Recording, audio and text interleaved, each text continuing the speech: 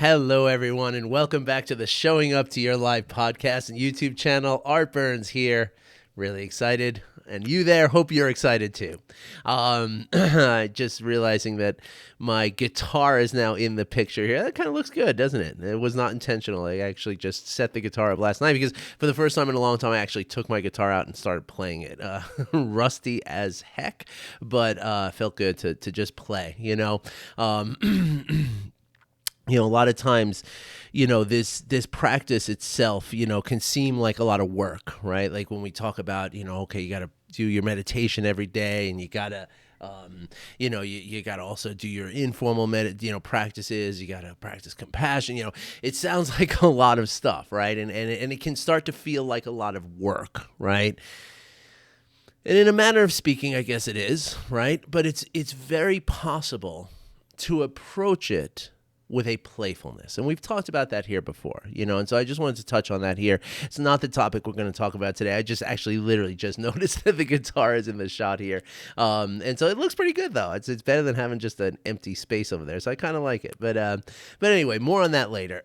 but yeah, you can consider, some of these practices play, and that's definitely a positive, a helpful thing to do, right? If we consider it anything in your life, right? If anything that you're trying to accomplish, right? You're trying to do something new, you're trying to build a habit, you're trying to, learn a new skill of some sort.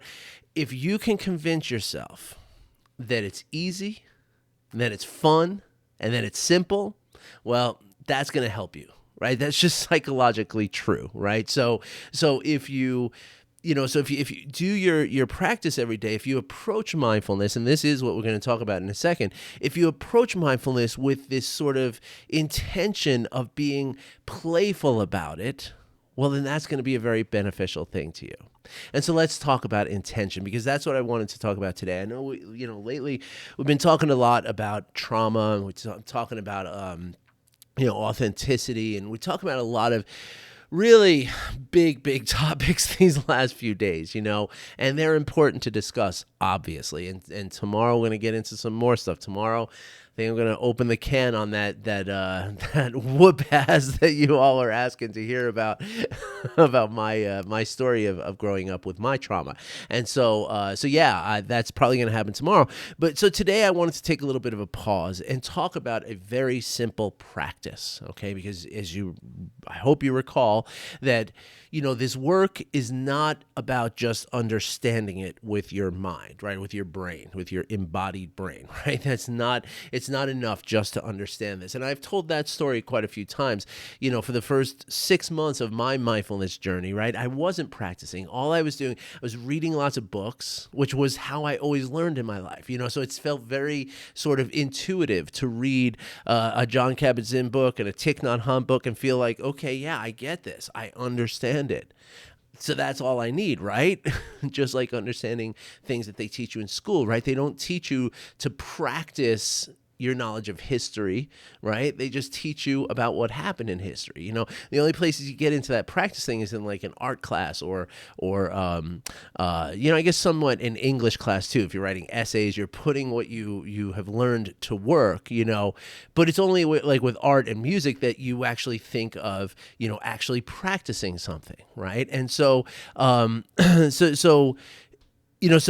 in the first 6 months, I was relying on just my learning, understanding of this work and kind of having the faith and the assumption that would be enough. And it was for a long time, right? Like, for 6 months, I had people in my life, saying like, wow, what are you doing differently? Like, what's up with you? So you seem so happy and so lighthearted. What's going on? And so it was definitely having an effect. But the problem is that after a few months, about 6 months, I just slid back into the person that I was, right? And that's what's always going to happen. You're always going to come back to who you are. And that's why we practice, right? Because when we practice, what we're doing is we're literally changing who we are when we practice this work, right? Because we're changing ourselves into somebody who is more present, who is more accepting of the present arising circumstance, someone who approaches things with more compassion and more curiosity. someone who's more generous, someone who's kinder, someone who's more, able to let go of things, right? These are the things we practice, and they result in a difference in the way that you approach your life on a in your moment to moment experience. Right. And so that's a key way in which it differs from practicing something like guitar. Right. So when you practice guitar, it didn't change who I am. I'm me able to play guitar. Right. It doesn't change the way I approach my entire life. I mean, a little bit, I guess, but not in a major kind of overhaul kind of way. Right. It doesn't change my moment to moment experience. It changes my experience the moments that I'm holding the guitar in my hands and playing it. Right. And so there's the difference there, in terms of the practicing that we're doing for mindfulness. Right. So today I want to talk about a very, very simple, like the most basic concept of practice. Okay. And this is something that you can do, very simply and quite frankly, very easily. Okay. And what I'm referring to is intentionality. Okay. And we can practice intentionality we can cultivate it through the practice very, very sort of deliberately and in a very simple way. And I'm going to give you some hints and some tips on that. But first, let's talk about what intentionality is, okay, and why it's so important to mindfulness, right? And in fact, it's key to mindfulness, right? It's everything with mindfulness in a certain way, right? Because as you know, like people, anybody in the world, right, is going to drift in and out of periods of mindfulness, right? Even without practicing, even without knowing that it's going on, right? Everyone you come across moments where, right now I'm really feeling grounded. I'm feeling like in the flow with everything that's happening. That's the feeling that you have when you are present and you're paying attention to the present moment, right? That's what happens. Mindfulness practices, right, ask us to pay attention in a particular way, right, which is purposefully, on purpose, right? We're not simply hoping that we come across these moments of mindfulness, because as I talk about here a lot, the moments when you need it the most, those are the moments where it's not going to just happen by chance, right? Those moments when you're triggered, when you're in a high stress situation, when you're, feeling emotionally overwhelmed for whatever reason, right? In those moments, the mindfulness is not going to just naturally occur. I promise you it's not, right? And we could get into all the brain science of why that is, but that's a long conversation, right? But the fact of the matter is, that's why we practice, right? So that when we need it the most, right? Or that's why we do it on purpose, I should say, so that we develop and cultivate the ability to do it any moment of any, or really every moment of every day, right? So that we're kind of always ready for whatever life dishes out to us, right? We're showing up to life in this new way. Right? And so intentionality, right? Being intentional, even in, like being intentional about doing dishes is to practice mindfulness. Being intentional about feeling your body as you take a walk around your neighborhood, that is practicing mindfulness. Being intentional about just sitting still and feeling your breath, that is mindfulness. I could go on and on. I think you get the picture, right? So the idea then is to simply set an intention. Right now, this is key. Every time you sit down to a formal meditation, you're setting an intention in the beginning. And in fact, when I teach people meditation, right, the intention is the real focus in the very beginning, because the idea is that simply setting an intention is kind of enough in the beginning. Right? Simply setting that intention, because remember, the minute we say, okay, I'm going to sit down and I'm going to try to meditate, you're practicing mindfulness, right? Because you've stopped, you're paying attention to what's happening as it's happening, and you're doing so without judgment. So that's mindfulness, right? So simply setting that intention every day is kind of enough. That said, it's really not enough, right? That's not going to get you the wonderful changes that I talk about in this podcast, right? And so then we can look at it as setting the intention, right, is a very small meditation in and of itself, right? It's kind of like a seed of meditation, if you will.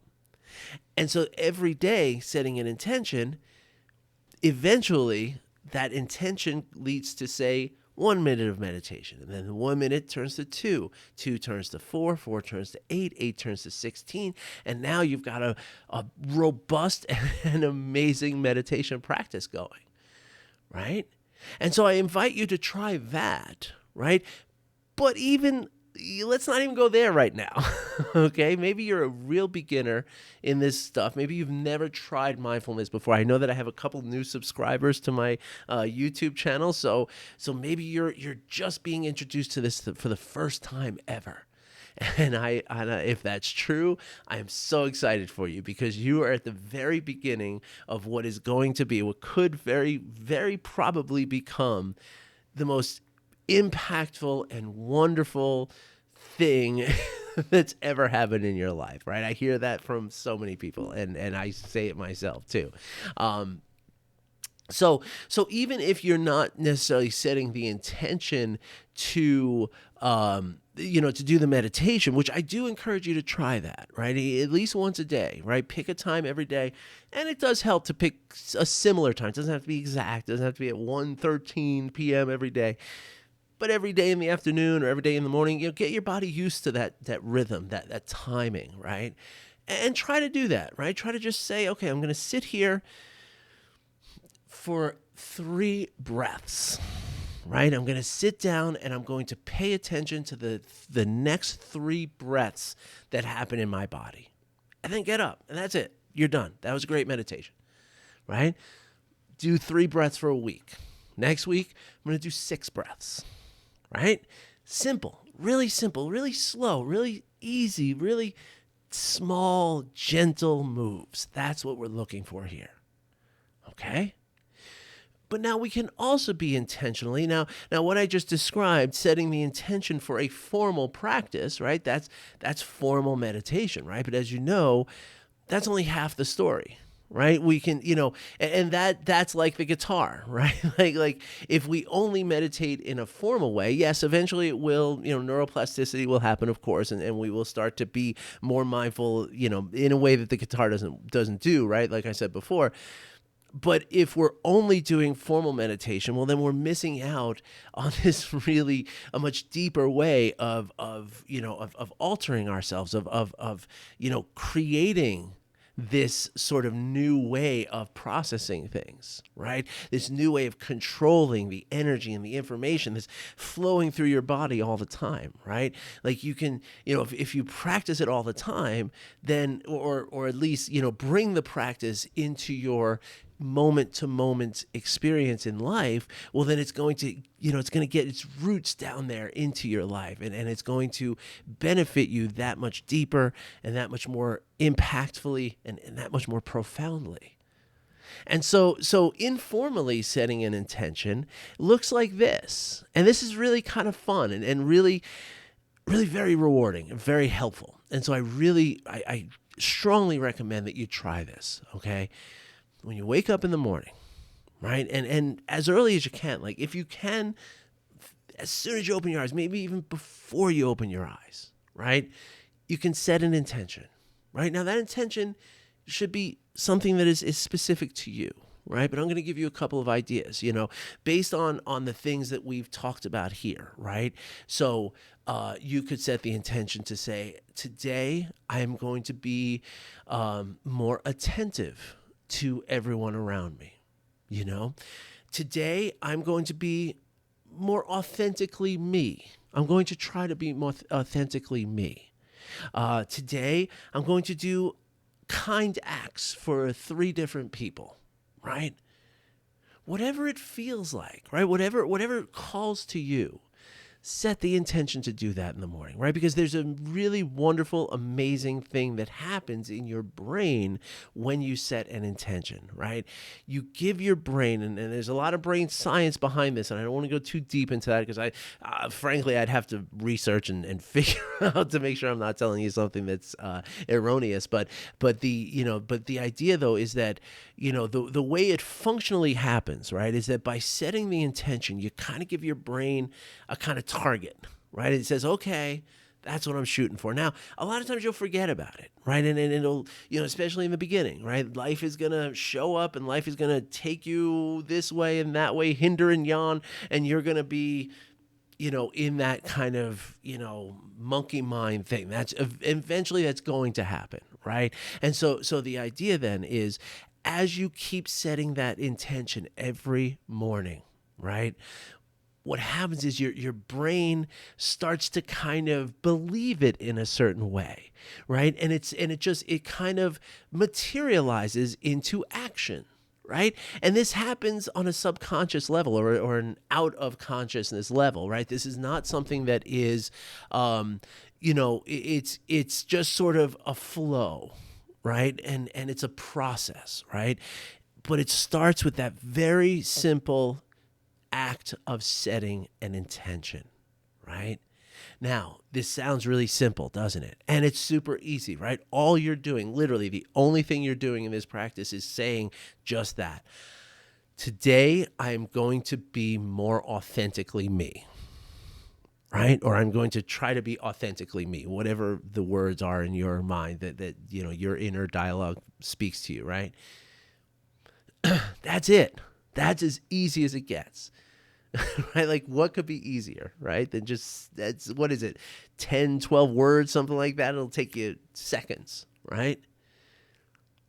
So what's so hard about it? Why don't more people do this? Well, the hard thing is, frankly, remembering it, right? Because, and that's the thing. Most of us, we have all these habits that we live by, right? We're very automatic people, very automatic creatures, I should say, us people, right? We like things automatic. Your brain likes things to be automatic, right? Your brain is processing, billions of bits of data every single day. Billions. Do you all know the difference between a million and a billion, by the way? Little segue, little pause here for a little fun math thing. So I heard this like a couple of years ago, and I tell it to everybody I get a chance to because it's so mind-blowing. 1,000,000 seconds is about 11 days. 1,000,000,000 seconds? When I first heard that, I was like, okay, 1,000,000,000 must be like, okay, maybe say 100 days, something like that, right? 35 years. So with that scale, okay, that's how much bigger 1,000,000,000 is from 1,000,000. I mean, to us, for most of us, it's just an extra zero, right? Or an extra 3 zeros, right? It doesn't make it like it's like, okay, it's such an abstract thing. But when you put it into the context of, holy crap, 1,000,000 seconds is 11 days, but 1,000,000,000 seconds is 35 years? That's staggering. So with that scale in mind, right, that's how much information your brain is processing every single day. Every day. And so your brain wants as many things to be automated as possible. Your brain's a very busy thing, okay? And it's got a lot of stuff to worry about. And so the more stuff it can kind of set on that back burner, put it to simmer, okay, that's set. That's good. That's what we're going to do. So, and your morning routine is that. Right? Like, that's what your morning routine is. You wake up, same side of the bed every day, most likely, right? You get up and I encourage you to examine this, right? Examine this over the next couple of days. And this will be a practice of intentionality and mindfulness in and of itself, right? I didn't even think of this until just now. But see if you can track your morning routine for the next few days, right? And see if, without trying to change anything, like, be honest, hold yourself to accountability for your honesty, right? And allow yourself to just see what you do. And again, this will be a great practice of mindfulness, right? Because you're being objective, you're being like disidentified with it, right? So, but check it out. And I'm sure that you're going to find that you wake up, again, on the same side of the bed every day. And that's a no-brainer. We all do that, right? You probably, maybe you probably go to the washroom, take care of business, right?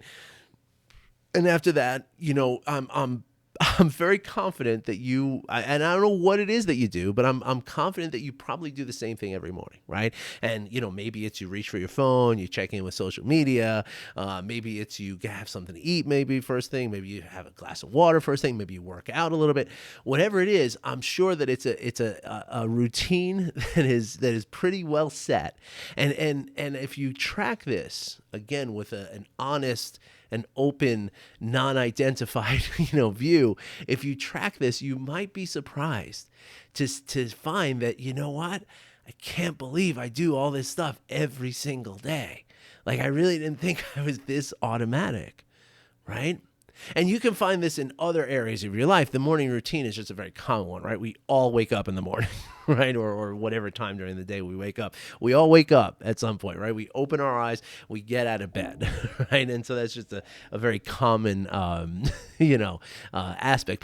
But I'm sure, a lot of people will find the same automatic behavior with your commute, right? You probably take the same exact route to wherever you go, whether you go to a commuter train or you drive right to work, you're probably taking the same exact route. You probably stop at the same, bagel shop or whatever it is on the way.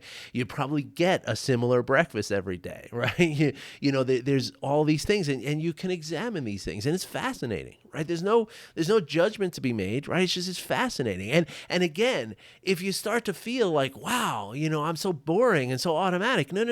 No. We don't want to get there. No. What you want to say instead is, wow, how amazing is it that my brain makes all of this automatic so that it doesn't have to worry about it? What an amazing efficiency. If the whole world could run with the efficiency that my brain does, my gosh, this would be a different place to live. That's the way we want to look at it. Doesn't that sound playful too? Doesn't that sound like kind of goofing around about it a little bit, but not goofing? I mean, it's serious, but it's playful too. Like you can't take it too seriously.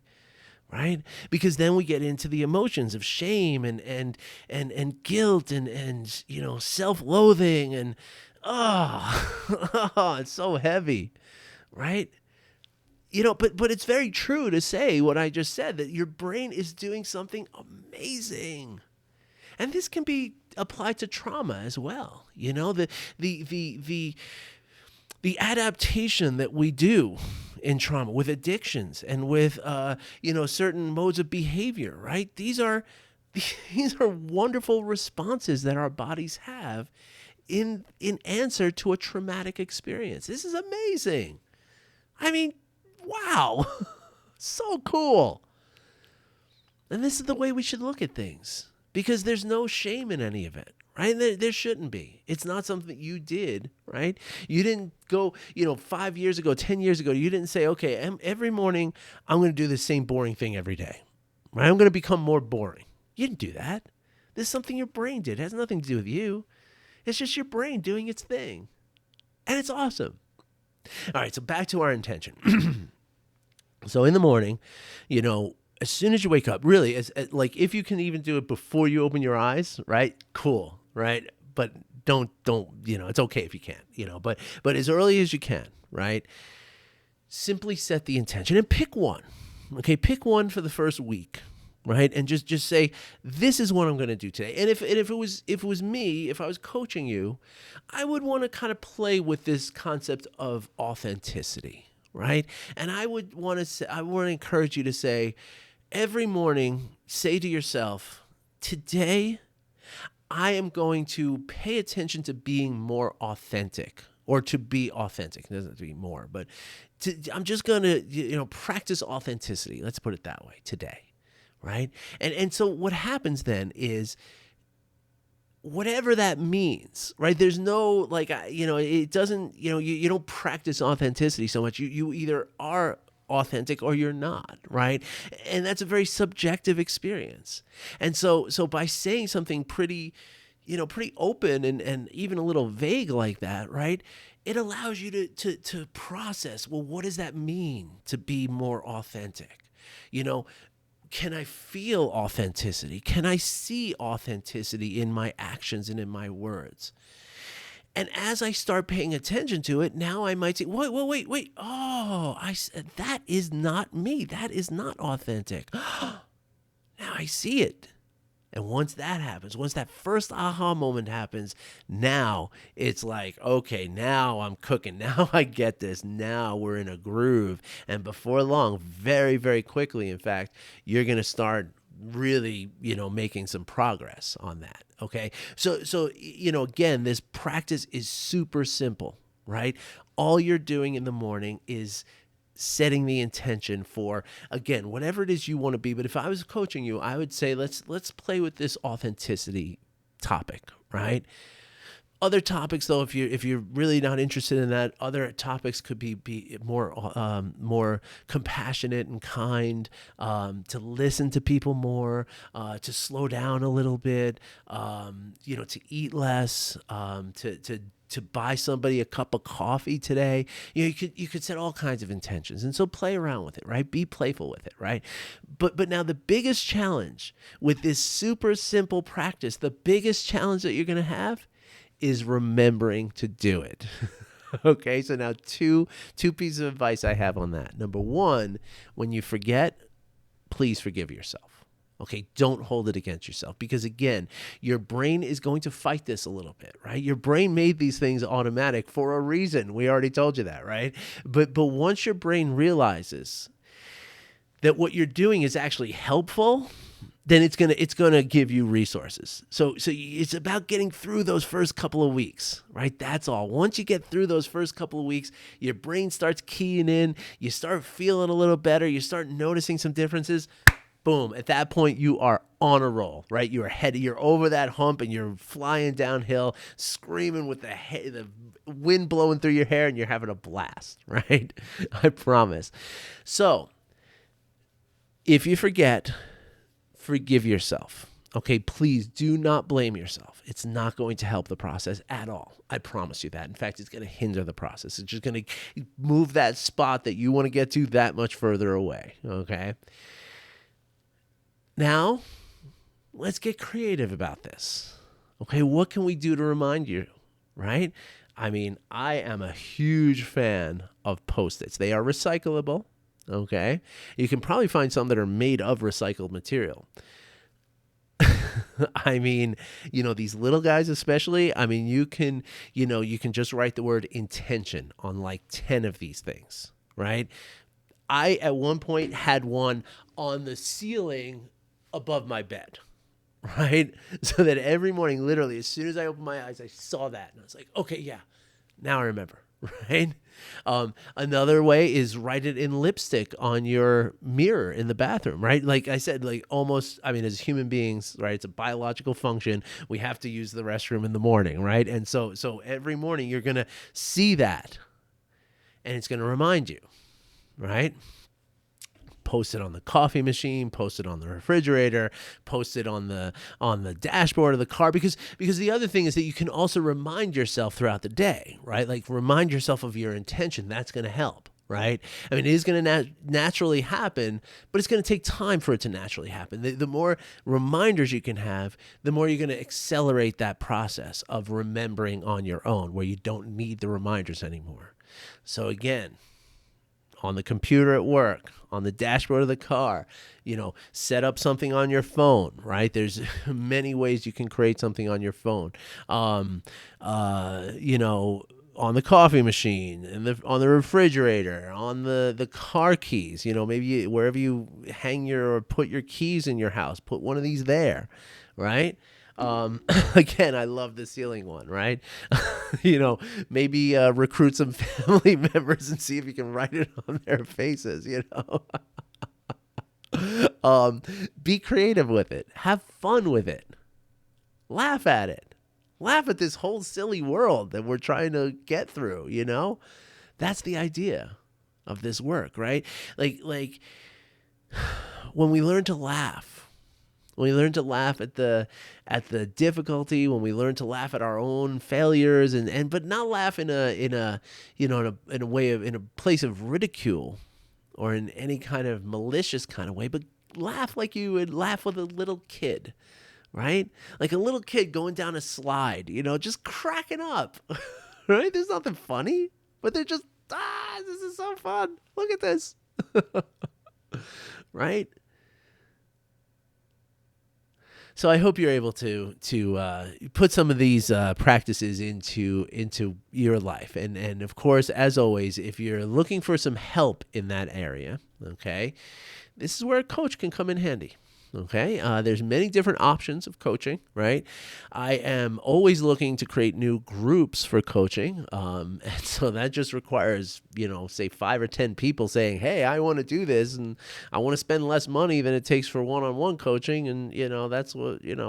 So I'm sure there's probably 10 of you right now who would sign up for that, right? Like $20-$30 a week, something like that, as a group of people. And it's great to work in a group too. So I'll take requests. I mean, if I get 10 people, I'll start a group tonight. Like serious. I mean, not tonight, but I will. I mean, we'll have a meeting within a week for sure. We could get that started, right? But maybe you prefer a more tailored, customized one-on-one approach, and that's okay too, right? There's an economy of scale, right? So if you have, I always look at it like, what is more scarce for you, or more, valuable for you? Is it your time or your money? Right? Because if you have more money than time, then one-on-one coaching, we can get done in, 20 or 30 minutes what you could get done in an hour and a half with a group, right? One-on-one, right? Because it's much more intensive. So we usually do about 45 minutes a session, right? And so in that 45 minutes, you get a lot done, right? Whereas in a group of 10 people, it's going to take more like 2 hours. If everybody has something that they ask and all that stuff. Not every meeting is going to be 2 hours, of course, but but certainly it's going to take more time, is my point, right? It's just logic, just physics, right? And so where on your scale that is, right? If you'd rather spend less money because you have more time on your hands, well, then a group session might be the thing. If you have more money than you have time, you're a very busy business owner or whatever, well, then that's your answer, right? But both are available. That's the point, right? And if you want to find out and you want to get started, it's very simple. Link in the description, right? Calendly. Click it. My calendar will open up. You'll see the dates, right? Everything except Monday and Tuesday. Well, Monday and Tuesday are being grayed out. Everything else looks like you can click it. Click on a day that, Thursdays are usually good for me. Okay, let's see. On Thursday, there's 9 a.m., 10 a.m., 1 p.m., and 3:30 p.m. available. None of those days really work for me. Maybe next Thursday, or maybe instead, let me see Wednesday. Oh, Wednesday, look at that, 1 o'clock. Perfect. Click it. Follow the prompts, enter your name, your email address, and that kind of stuff. And then you're done. And we will have our coaching session. Okay. So, and we can talk about these kind of practices. We can talk about these kind of hacks. We can talk about all the different ways in which I can help you to facilitate this change in your life, because this change leads to the changes that really, really matter. And I'm living proof. And I have scores of clients behind me who are also living proof. You can go on my Google reviews and look at what they've said, or we can just have a chat and I'll tell you all about it. All right. So anyway, I hope you got something out of today's session here, today's podcast. Going to be back tomorrow. As I said, it's going to be a trauma thing. So we're going to bit of a heavier kind of thing, maybe not so much laughing, but we have to laugh too with that. So we'll work it in. Okay. All right, everybody. Thanks for listening. Thanks for watching. Wish you well. I'll be back again tomorrow. Take care, everybody.